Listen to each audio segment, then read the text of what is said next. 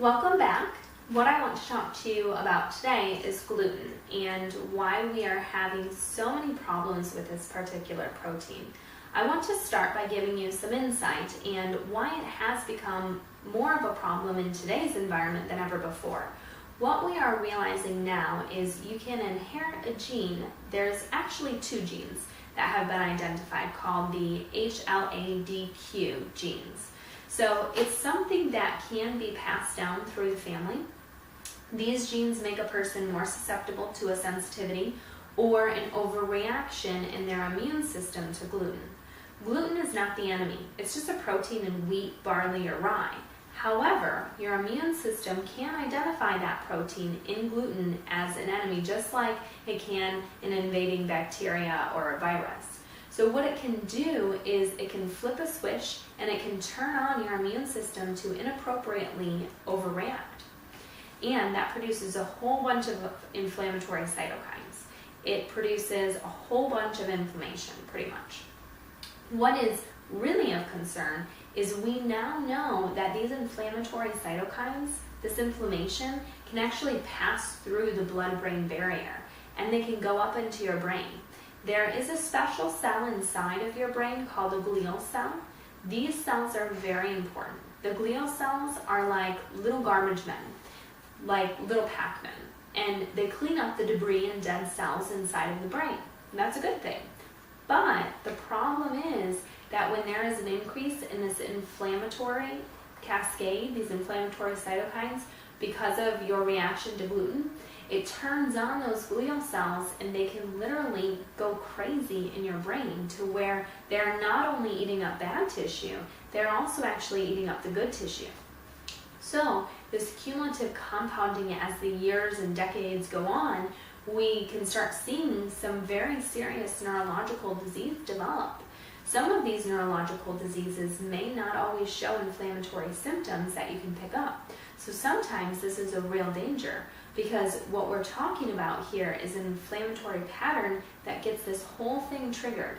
And you can actually end up eating up yourself. You know, when it comes to the brain, this neurodegeneration or damage to the frontal cortex can result in initially short-term problems like depression, short-term memory loss, brain fog, and even long-term problems such as dementia. So that is the key thing to remember, is that sometimes people say, well, I ate a piece of bread today and I didn't feel any different.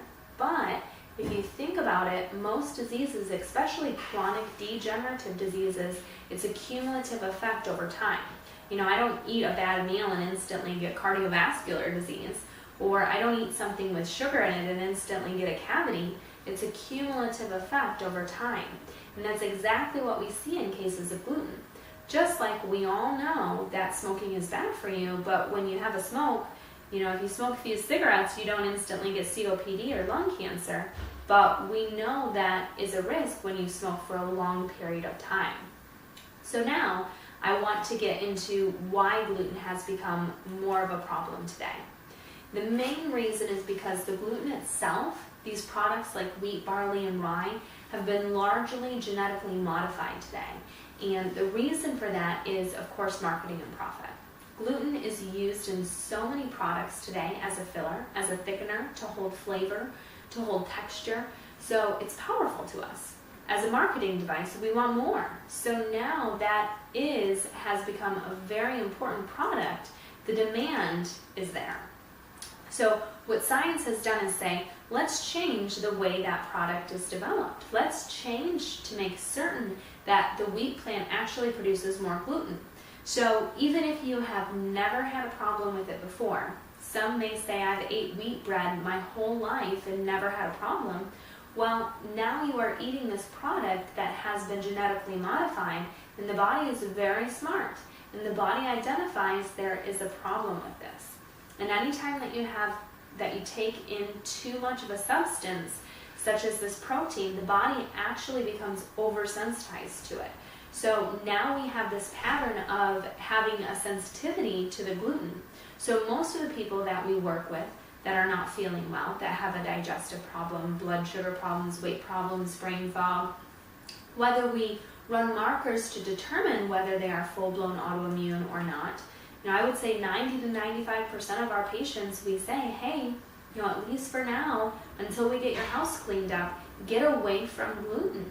The scientific evidence states that approximately 1 out of every 20 people in America have this gluten sensitivity. So medicine is just waking up to how important this is and how many serious diseases it can cause. And understand too that gluten sensitivity is different. It does have some similarities as far as the gluten component than celiac disease. And what we now know is that more people have gluten sensitivities than have celiac disease. So they are not one in the same. So it's important to not confuse the two.